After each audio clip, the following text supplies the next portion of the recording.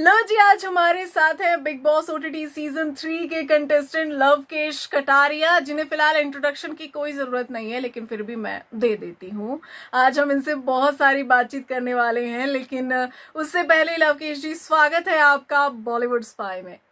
तो सबसे पहला सवाल मेरा आपसे रहेगा कि आपकी जो जर्नी थी वो किसी रोलर कोस्टर राइड से कम नहीं थी, और उसी राइड पर हम आपको वापस से ले जाएंगे हमारे क्वेश्चंस के थ्रू और आपके आंसर्स के थ्रू। तो सबसे पहले तो आप ये बताइए कि आप बिग बॉस के जोन से बाहर आ पाए हैं अभी तक या नहीं, अभी भी उठने के लिए गाने की जरूरत पड़ती है?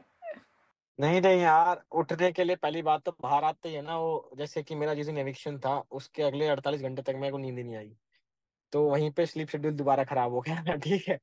और उठने के लिए देखो, पहले मेरा चेंज ये आया कि पहले मुझे अलार्म या मैं लेट उठता था, पर अब हाँ कि एक नोटिफिकेशन पे मेरी आंख खुल जाती है, किसी फोन में भी नोटिफिकेशन आया तो मैं थोड़ा अटेंटिव हो गया हूँ। अब थोड़ा ज्यादा मेरी शायद इतनी पक्की नींद नहीं है, वो नींद थोड़ी कच्ची सी हो गई, जो कि सही है। पहले मैं उठाने पर भी नहीं उठता था, पर अब मैं उठ जाता हूँ और बहुत सही है वो चीज।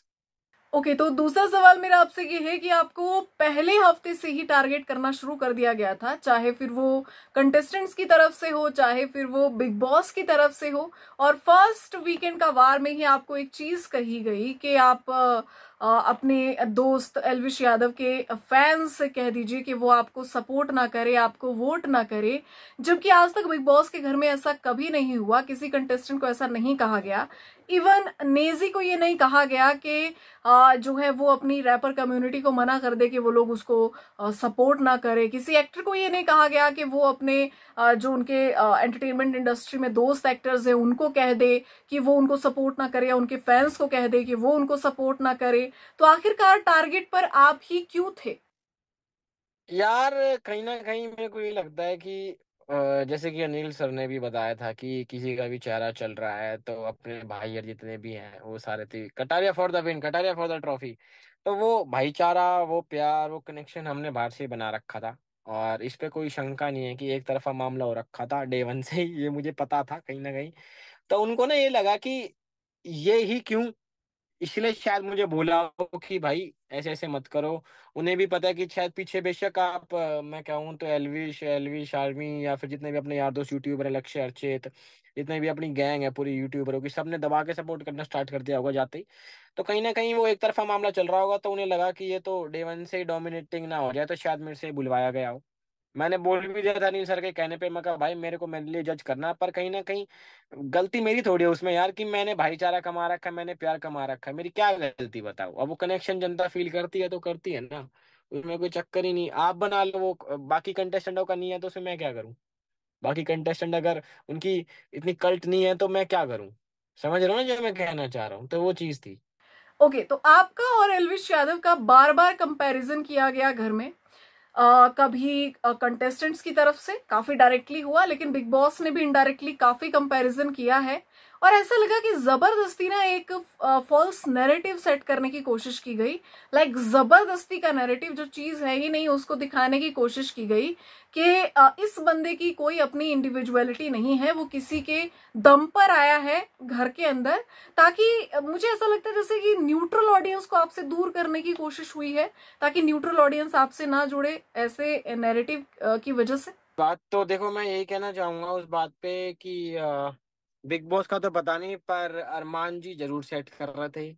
और मैंने बाहर आके देखा कि उनके पास कोई टॉपिक नहीं होता था, जो कंटेस्टेंट जानते भी नहीं थे उनको भी इस नैरेटिव में फंसाया गया कि ये कुछ नहीं है, ऐसे ऐसे नहीं है, ये तो ये पकड़ के आया है नहीं आया है, जो भी चीजें हैं, तो वो बाकी को दिमाग भर रहे थे।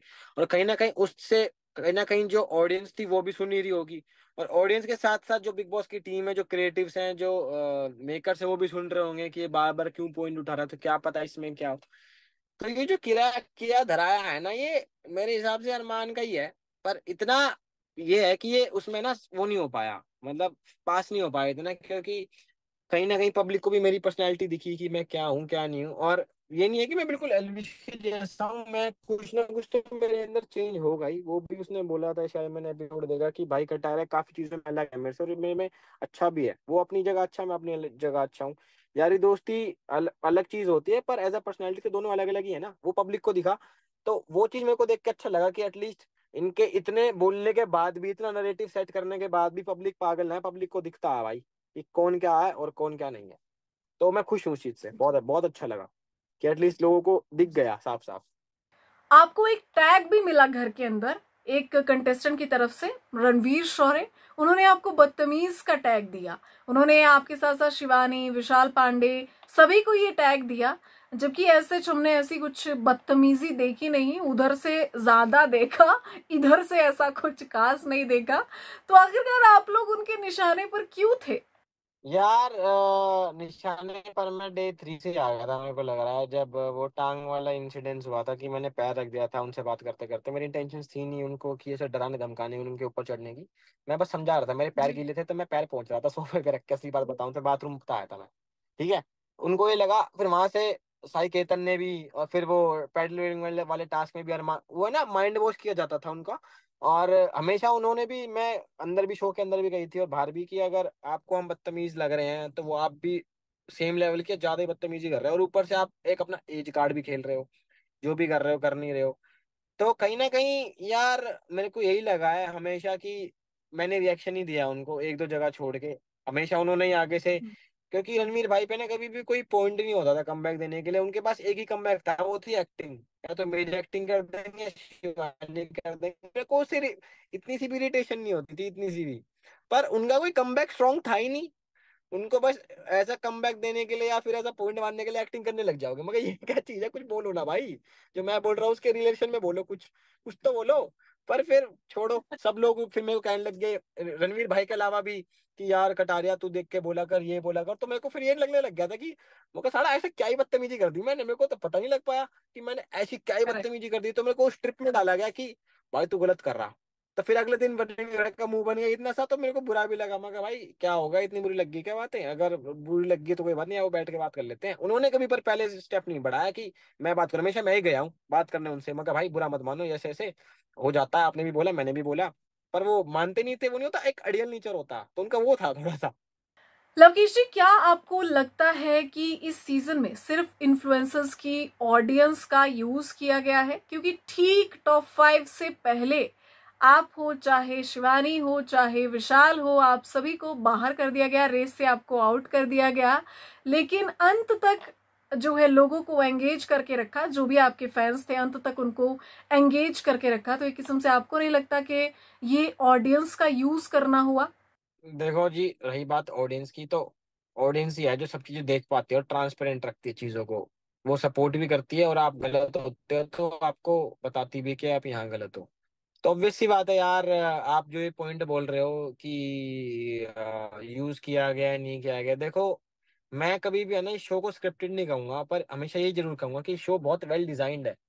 अब सिंपल सी बात है ना, मैं किसी को कुछ गाली नहीं बक रहा, ना मैं मेकर्स को गाली बक रहा, ना मैं बिग बॉस को गाली बक रहा। पर कहीं ना कहीं वो दिल में एक रह नहीं जाता कि यार अनफेयर हुआ, क्योंकि आप है ना कनेक्टेड हो जाते हो एक शो से, आप अपने गेम से, और घर से, उस घर से। तो है ना 10-15 दिन के बाद ये खुद ही लगने लग जाता है कि यहाँ पे है ना, यहाँ से बिना ट्रॉफी के जाना ही नहीं। इरिलेवेंट टू आपकी ऑडियंस कितनी है बाहर। अगर मेरे अलावा वहां पे सना भी है, या फिर इनफैक्ट रणवीर जी भी, इनकी ऑडियंस नहीं भी है ना, उनको भी यही सेम फीलिंग आती है अंदर आके कि भाई अब तो जीत के जाना है। तो वो बुरा लगा मुझे जब मेरा एविक्शन हुआ, कि कहीं ना कहीं अब हो गया यार ये, और ये मेरे साथ हुआ, गलत हुआ। पर देखो, रिस्पेक्ट है उस शो को, उनको भी अपना शो बनाना है, चलाना है, वो अपनी जगह बिल्कुल। मैं तो ये कहूंगा, चलो फेयर एंड फेयर तो बात ऑडियंस को दिख गई। पर यार देखो, उनको भी अपना शो चलाना हो, कब से चलाते आ रहे, इतनी बड़ी टीम है, 17 साल से, 18 साल से। अब इनका नया शो भी आ रहा। तो मेरे को वही वाला पॉइंट लगा कि शायद कहीं ना कहीं ये एक इनसिक्योरिटी रहती होगी इनमें, कि हमेशा कोई ना कोई यूट्यूबर आता है और ट्रॉफी उठा के ले जाता। तो मेरे हिसाब से ये चीज रही होगी। इसमें मैं गलत भी नहीं कह रहा उनको, वो अब उनका शो है भाई, वो जो चाहे वो करे। मैं तो उस चीज के लिए थैंकफुल हूँ, बल्कि कि जो भी एक्सपीरियंस रहा मेरा, मैंने उस घर में 30-40 दिन बढ़िया खाना खाया, बढ़िया दोस्त बनाए, बढ़िया मेमोरीज बनाई, बढ़िया सीख ली। तो उस चीज के लिए बहुत थैंकफुल हूँ मैं, शो को भी और इनकी पूरी टीम को भी। जिस तरह से आपका एविक्शन हुआ, उसको कह सकते हैं कि पूरी प्लानिंग से बाहर निकाला है बिग बॉस ने, पूरी प्लानिंग प्लॉटिंग हुई है। तो जब घर में लोग ही वो बचे थे जो आपके खिलाफ थे, तो वो आपका साथ कैसे दे सकते थे, वो आपके साथ कैसे खड़े हो सकते थे? यहाँ पे हमने देखा कि चलो सना मकबूल, हमको पता था कि वो आपका साथ देंगी, लेकिन नेजी काफी अनप्रडिक्टेबल है, उनका कुछ कह नहीं सकते थे कि नेजी कब क्या कहेंगे। तो बाकी के तो सारे लोग आपके अगेंस्ट ही थे। तो इस तरीके से जब आप चंद कदम की दूरी पर थे ट्रॉफी से, तो वो फीलिंग अभी भी आती है, वो अभी भी हर्ट फील होता है कि भाई मतलब थोड़ी सी दूर रह गया था, 2-4 कदम और चलना था और ट्रॉफी हाथ में थी। यार जब मेरे को एक्टिविटी रूम में बुलाया गया, बिग बॉस ने सबको बुलाया, मेरे को तो क्या ही, तो उन्होंने अनाउंस किया ना कि घर वाले डिसाइड करेंगे, मैं जब भी समझ चुका था कि 4 वोट तो है ही मेरे। वहां पे भी अरमान जी डबल कार्ड खेल रहे थे कि मैं अपना नाम ले सकता हूँ, मका रे बोलना भाई, तू मेरा नाम लेना चाहता है बोल दे। वहां पे भी कह रहा मैं अपना नाम ले सकता हूँ। मगर बंदे कैसे हैं, जब 4 वोट मेरे कंफर्म थे, अगर वहां पे सना मेरा नाम भी लेती ना, मतलब मेरा नाम नहीं अरमान जी का नाम भी लेती, तो भी 4 वोट मेरे ही थे। समझ रहे हो ना? तो मेरे को पता ही था कि ये होना ही जी। होना है, और वो ही हुआ। मेरे को मतलब लड्डू दिखाया गया, मेरे को ट्रॉफी दिखाई गई, मेरे को मेरा एम दिखाया गया, और वहीं जी। से ही बोल दिया कि हो गया भाई आपका, चलो। तो बहुत अजीब भाई, वो मेरे को भी पता है कैसी फीलिंग थी। मैंने आपको कैसे कंट्रोल किया है वहां पे, मैंने दिखाया कि मैं स्ट्रांग हूँ। मैंने ऊपर देखा, आंसू भी बहुत आ रहे थे, अंदर ही अंदर रो रहा था मैं, पर मैं वहां पे नहीं रोया। मगर यहाँ पे नहीं रोना यार, ये मेरे आंसू वेस्ट हो जाएंगे यहाँ पे रो दिया तो मैं बाहर आके मम्मी के साथ बात कर रहा था जब मेरे आंसू निकले। मगर यार मम्मा, व्हाट हैपेंड यार, व्हाट। एल्विश यादव का नाम हमने आपसे ज्यादा एक्सपेक्ट किया था कि आप ज्यादा घर के अंदर लेंगे, क्योंकि वो आपके दोस्त थे और आपका लेना बनता भी था। लेकिन आपने नाम नहीं लिया, अरमान मलिक ने इतना नाम लिया कि मतलब लाइक मुझे ऐसा लगता था कि मुझे वो गाना याद आता था कि लाइक सांसों की माला पे सिमरू में एल्विश यादव का नाम, अरमान मलिक जी का वैसा हिसाब किताब चल रहा था। और उन्होंने एक स्टेटमेंट पास की थी, उन्होंने एक्चुअली आप पर, उन्होंने जो है एल्विश यादव पर बहुत सारे स्टेटमेंट्स दिए हैं। उनमें से एक ये भी थी कि एल्विश ना तो बेस्ट कंटेंट क्रिएटर है, ना बेस्ट व्लॉगर है, ना सिंगर है, वो बस बाय लक आगे बढ़ गया है और अपने स्लैंग की वजह से वो आगे बढ़ा है, और इसी की वजह से उससे ऑडियंस जुड़ी है। तो आप क्या जवाब देना चाहेंगे इसका? पहली बात तो मैं देना चाहूंगा, एल्विश जो है वो इस इंडस्ट्री में 7 8 9 साल हो गए भाई को काम करते हुए। मैं तो चलो लॉकडाउन के बाद ही मिला हूँ इससे, एल्विश से, बट उससे पहले भी जब मैं मिला जी। ना, वो उस टाइम ही बहुत पीक पे था भाई। और ये अरमान वरमान हर, तो ये जो भी हैं ये शायद मेरे हिसाब से टिकटॉक टुकटॉक बना के फेमस हुए हैं, मेरे को नहीं लगता। या फिर इनका क्लेम टू फेम जो भी हम्म। है 2 शादियों वाला, वो खुद भी मानते हैं कि मैंने, जो हम्म। कृतिका भाभी हैं इनकी वो खुद ही बोलते रहते थे कि मैंने इसका कंटेंट ही जिम का बना रखा है, कि तू जिम में ही करे करे, मैंने जिम जिम से इसके 9 मिलियन फॉलोवर बढ़ा दिए। कंटेंट वो नहीं होता, हम्म। एक तो आपकी ओरिजिनलिटी देखी जाती है। तो इनको है ना, हम्म। हमेशा से अंदर, मैंने शायद डे या 3 या 4 पे भी क्लिक करी थी, मगर तुमने एलविश को ऐसे क्यों बोला? जब तुमसे पूछा गया कि ये तो ऐसे ही बना देता।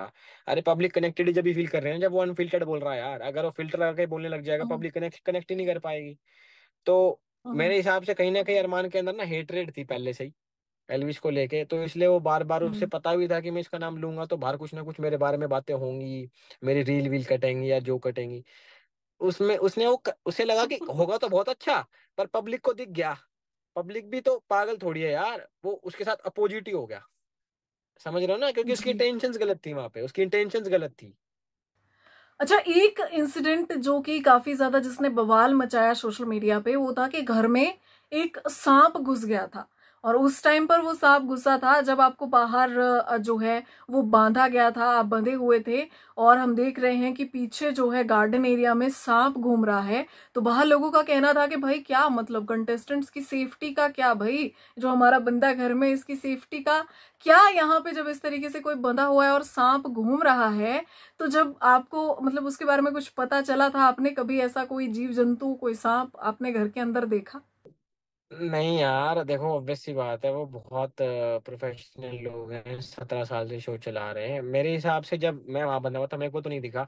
कोई कह रहा है कि वो जो वीडियो है वो एडिटेड है, या मेरे को तो इनफैक्ट नहीं। अदनान ने बताया था, जब अदनान वो आया था ना वाइल्ड कार्ड में, कि तेरे पीछे सांप आंट रहा था, मेरे को लगा टोंट मार रहा। मगर टोंट मार रहा तो बता दे साले, फिर हम भी बोले अच्छे थे।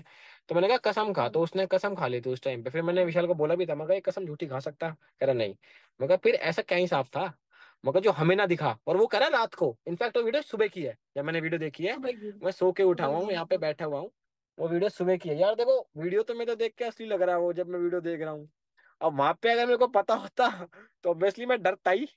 पर मेरे को लिटरली में 0% आइडिया था यार कि है नहीं है, मतलब मेरे को पता ही नहीं था। मैंने तो बाहर आके देखा है कि ऐसे कोई सांप जा रहा है पीछे। अंदर यार हुआ ना, ऐसी बात नहीं है कि वो ख्याल नहीं रखते। आपको इनफैक्ट जुकाम भी है, बुखार भी है ना, तो आपको एक बार बस बोलना पड़ता है कि बिग बॉस मुझे मेडिकल रूम में बुला लो, ऐसे सीन है। वो 2 मिनट में ही आपको बुला लेते हैं, आपको पूरा ख्याल रखा जाता है। अब देखो वो फिल्म सिटी है, अगर सांप आ भी गया तो वो जंगल का एरिया है, तो उनकी, अब उनको पता ही होता कि आ गया तो वो ऑब्वियसली क्यों आने देते, वो आ ही गया होगा कहीं ना कहीं से, अब आया होगा तो। जी बाकी कोई चक्कर नहीं, मेरे को जी। पता नहीं था कि ऐसे ऐसे सीन है, ये सीन था। पर मैं बड़ा ओके। बाहर आके देखा, मौका क्या हो रहा है मैं वहां बैठा हूँ, सांप आंट रहा है पीछे। बाहर आके मैंने देखा यार। अच्छा, अब मैं आपसे एक पर्सनल सवाल पूछना चाहूंगी, मतलब ज्यादा डीप वाला पर्सनल नहीं, थोड़ा सा ऊपर ऊपर से, कि आपने अपना रिलेशनशिप तो ऑफिशियल कर ही दिया है, तो आप शादी कब कर रहे हैं? यार शादी वादी का प्लान, शादी का तो प्लान है पर अभी नहीं है। लेट्स सी नेक्स्ट ईयर, या तो नेक्स्ट नेक्स्ट ईयर जो भी होगा। मैं तो, हमारे तो जी जिंदगी खुली किताब है, हमारा तो व्लॉग में पता लग जावे जो है ना है। तो आपको जब भी न्यूज़ सुनने को मिलेगी या नहीं मिलेगी तो आपको बता दूंगा मैं। Don't worry about it. हाँ, एक इनविटेशन भी चाहिए बारातियों में, ऑब्वियसली यार, मीडिया वाले हेल्प ऑब्वियसली करेंगे। यार, obviously obviously don't worry about it भाई। विशाल और शिवानी के साथ आपका कोई प्रोजेक्ट आने वाला है कुछ? क्योंकि आपकी दोस्ती काफी अच्छी रही घर के अंदर, और वैसे तो काफी वार हुए इस दोस्ती को, काफी टारगेट भी किया गया, लेकिन फिर भी ये दोस्ती बनी रही और अभी तक भी बनी हुई है। तो कुछ इन फ्यूचर आप प्लान कर रहे हैं उनके साथ? यार शिवानी से शायद मैं अभी रक्षाबंधन पे मिलूं, और शायद मतलब लेट्स सी जो भी हो पाता। और विशाल और सना से मैं शायद कमिंग डेज में मिलने भी वाला हूँ। हम एक वीडियो कर रहे हैं, आपको बहुत जल्दी करप टीवी चैनल पर कुछ अलग देखने को मिलेगा जो आज तक हमने नहीं किया। और उसमें मेहनत भी लगेगी, और उसी पे मैं काम भी कर रहा हूँ अभी। तो आपको देखने को मिलेंगे, मैं देखने अपनी चौकड़ी जो थी ना उन सबके साथ देखने को मिलूंगा आपको मैं, और इसी महीने में बढ़िया चीजें करते हुए। बिग बॉस के घर का एक मुद्दा जिसका आखिरी तक कोई निष्कर्ष नहीं निकला, वो मुद्दा था विशाल और कृतिका मलिक वाला मुद्दा। हालांकि हम उस मुद्दे पर नहीं जाएंगे क्योंकि उस पर बात करने से कोई फायदा नहीं है, उस पर कोई क्लैरिटी ही नहीं है, उस पर क्या बात की जाए। बिग बॉस को खुद भी क्लैरिटी नहीं थी उस पर, लेकिन अंत तक उस मुद्दे को खींचा गया। आपको नहीं लगता कि जस्ट एक कंटेंट निचोड़ लिया गया, कि लास्ट में भी हमको विशाल को ग्रिल करना है, कंटेंट निकाल लेना है, फिनाले के दिन तक उस मुद्दे को घसीटा गया, लेकिन फैसला कुछ भी नहीं हुआ। फैसला यहाँ पर कुछ भी नहीं निकला, कुछ निचोड़ चीज का निकले तब तो हम माने भी। आपको क्या लगता है इस पे? हम भी वही बात कर रहे थे। इनफैक्ट हमसे पहले तो जो हमारे व्यूअर्स हैं उन्होंने रील वील पे टैग करना स्टार्ट कर था कि फिनाले के एपिसोड में भी ये लोग टीआरपी के लिए ऐसे ऐसे कर रहे हैं। यार देखो, मैंने वही बात बोली ना, उनका शो, वो कुछ भी कर सकते हैं। तो कहीं ना कहीं अब जो ऑडियंस को लगता है, कहीं ना कहीं उन्होंने ये वाली बात इसलिए छेड़ी होगी ना कि कुछ तो मिले, कुछ तो कंटेंट निकले। तो मेरे हिसाब से भी देखो, मैं तो खुली बात करता हूँ, इसीलिए किया होगा ऑब्वियसली। पर इतना खींचने का कुछ था नहीं उसमें कि फिनाले पर भी आप अगर विशाल और मैं या फिर घर के अंदर होते ना, घर के अंदर हम टॉप 5 में होते, तो आपका बिल्कुल बनता था कि हमसे कुछ भी पूछ लो। पर since we are not the part of the house, हम तो बाहर बैठे थे, हम थे पार्ट बट उस टाइम पे नहीं थे।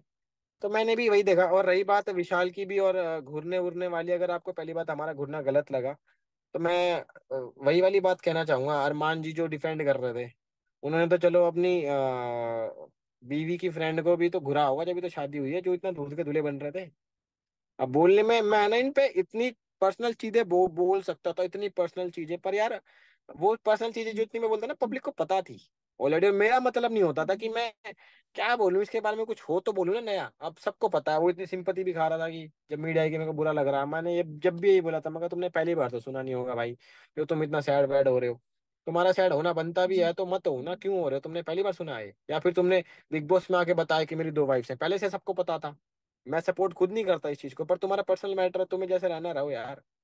इसमें अब जी ये क्यों कर रहे हो कि एक्चुअली। मुझे बुरा लग रहा है, ये लग रहा है? ये पता है क्या बोलता आदित्य यार, जब आपको पहली बार सुनने में आए ना कि पब्लिक क्रिटिसाइज कर रही है पहली बार, तो आपको बुरा लगता है। जी पर जब आपको पहले से ही पता है कि होना ही था ये, और पब्लिक जी। बोलेगी ही बोलेगी, तो उस पर क्यों करना है फिर? ये तो आपने बताया कि जब आप बिग बॉस के घर से बाहर निकले, जिस तरीके का वो इविक्शन हुआ था, आपने जब अपनी मम्मा को कॉल लगाया तो आप काफी ज्यादा इमोशनल हो गए थे। लेकिन हम जानना चाहेंगे कि जब आपने पहली बार बिग बॉस के घर से बाहर निकलने के बाद अपने दोस्तों से बात की, चाहे लक्ष्य, अर्चित, एल्विश यादव, तो उस टाइम पर वो कितना इमोशनल मोमेंट था? क्योंकि दोस्तों से हम दिल की पूरी बात कह सकते हैं खुल के, उनके साथ एक अलग ही रिश्ता होता है। यार उस टाइम मैं इमोशनली था। रूप तो पता नहीं, एलविश लंदन था तो वो भी शूट कर रहा था। राघव ने मेरे को बताया कि भाई जब उसे पता लगी तो वो भी सैड हो गया था। वो तो हर्ट हो ही गया था। फिर जब ये लक्ष्य भी बॉम्बे आया था उस टाइम पे, रजत भी भाई भी आया था, चेतन आया था, सब इमोशनली थे थोड़ा सा, कि किसी ने एक्सपेक्ट नहीं किया था कि ऐसा होने वाला है। मेरे को तो नींद भी ना आई थी खैर उस रात को, क्योंकि अगले दिन मेरे को फिर से जाना था बिग बॉस के घर के अंदर, वो जो डांस वांस वाली चीजें होते हैं फिनाले वाली। तो जब अगले दिन फिर मैं घर के अंदर गया तो फिर वो, और वो जले पर नमक डालना, वो हो गया। मगर यार फिर इस घर के अंदर एंट्री करवा दी मेरी फिनाले के लिए। पर वो हो जाता है ना कि मैं होता है यहाँ पे, समझ रहे हो। जी। तो वो चीज हुई थी। ठीक था यार, बट अब मैं उनको दोबारा याद करूंगा तो फिर मैं दोबारा सैड हो जाऊंगा। अच्छा, एक चीज, ये बिग बॉस का शो है, वो जैसे चाहे इस शो को चला सकते हैं, लेकिन एक चीज बिग बॉस बार बार कहते हैं, एक टैगलाइन चलती है कि ये जनता का शो है। जनता अपनी वोट से डिसाइड करेगी कि किसे बिग बॉस के घर के अंदर रखना है, किसे घर से बाहर निकालना है। लेकिन इस सीजन में हमने देखा कि फिनाले का वीक चल रहा है, और जो लोग खुद कंपटीशन में हैं, जो कॉम्पिटिटर्स हैं, उनके वोट के आधार पर इविक्शन करवाया जा रहा है। इस पर आप क्या कहना चाहेंगे? आपको कितना फेयर, कितना अनफेयर ये लगा? यार बिग बॉस एक रियलिटी शो है, रियलिटी बिगेस्ट रियलिटी शो है इनफैक्ट, जो पब्लिक जिसमें अपना व्यू रखती है, आपसे इंटरेक्ट करती है थ्रू वोट्स। तो कहीं ना कहीं जब सेकंड थर्ड वीक के बाद अनाउंसमेंट की गई कि आपकी फैन आर्मीज या आपको जो लोग चाहने वाले वो देख तो पाएंगे पर वोट नहीं कर पाएंगे, अब इंटरनली डिसाइड होगा, तो उसी टाइम ही मैं समझ गया था कि कुछ ना कुछ तो बाबा चल रहा है इनके दिमाग में, पता नहीं अब क्या चल रहा है क्या नहीं चल रहा है। पर अगर यार आपको इंटरनल वोटिंग ही करानी है तो आप रोडीज कर लो, एस ऑफ स्पेस कर लो, स्प्लिट्स विला कर लो, फिर बिग बॉस में और उनमें अंतर क्या रहेगा? देखो कहीं ना कहीं लगती तो है ही एक बात, सिंपल सी बात है। समझ रहे हो ना मैं जो दिल की जी। बात बोलना चाहता हूँ? तो फीलिंग तो आई। अब बेशक जी। देखो मैं दिल की बात करूं तो मैं शो को गाली नहीं बक रहा, पर बेशक आप अपना शो चलाना चाहते हो या कुछ करना चाहते हो, नो डाउट आप बिल्कुल सही हो। आप 17 साल से चला रहे हो और आपको करना भी यही चाहिए। मैं आपकी जगह होता शायद करता, पर मैं कुछ और भी कर सकता था। पर कहीं ना कहीं जैसे रणवीर भाई बोलते थे कि अगर तू किसी को हंसाना चाह रहा है, तूने हंसा तो दिया चार लोगों को, पर जिसकी बेइज्जती करी उसको दर्द हो गया ना यहाँ पे। तो वहां पे भी आपने शो तो बना लिया, पर एक का दिल आपने बहुत ज्यादा तोड़ दिया। और उस दिल के साथ साथ जी। जितने लोग जी। उससे जी। कनेक्टेड थे, उसको देखने वाले थे, उनका भी दिल तोड़ दिया। तो जी। वो वाली चीज थोड़ी सी मेरे को लगी यार। तो पूरे सीजन में आपके फैंस ने तो आपको सपोर्ट किया ही, आपके जितने भी सपोर्टर्स थे, आपके दोस्त थे, आपको सपोर्ट किया, न्यूट्रल ऑडियंस भी आपसे जुड़ी। लेकिन एक फैंडम जो एक स्ट्रॉन्ग पिलर की तरह आपके साथ खड़ा रहा, वो थी एल्विश आर्मी, जिस पर काफी वार हुए बिग बॉस के घर से भी। तो उस आर्मी के लिए आप क्या कहना चाहेंगे? उनको यही कहना चाहूंगा, देखो भाई, आई नो कि एलविश भाई आपके लिए बहुत बहुत मीन करते हैं, और आप लोग कहीं ना कहीं हमें भी सपोर्ट करते हो साथ साथ में, तो thank you so much for that. And ये मेरा वादा है आपसे भी, अगर तुम्हारे भाई की भी नीड तुम्हें कभी भी कहीं पर हो या ना हो, तो भी एक बारी बोल के देख लेना, तुम्हारा भाई भी गैल खड़ा आएगा। और दिल से शुक्रिया जिन जिन सारे अपनी एलविश आर्मी ने भी और बाकी लोगों ने भी जिनसे सपोर्ट करा। थैंक यू सो मच यार, दैट्स रियली मीन, मतलब बहुत दिल से शुक्रिया। जी। टाइम यहाँ पे खत्म हो रहा है हमारा। एक्चुअली इस पे 40 मिनट का एक टाइमर होता है, तो मैं नहीं चाहती आपको हाँ, बॉदर करूं कि आप फिर से ज्वाइन करो, हालांकि क्वेश्चंस थे बहुत सारे। बट हम आपसे फिर से बात करेंगे आपके किसी नए प्रोजेक्ट को लेकर बिग बॉस से हटके। तो थैंक यू बिल्कुल जी। सो मच लवकेश जी, थैंक हमारे यू साथ थैंक जुड़ने यू के सो लिए और मच। बातें करने के लिए आज।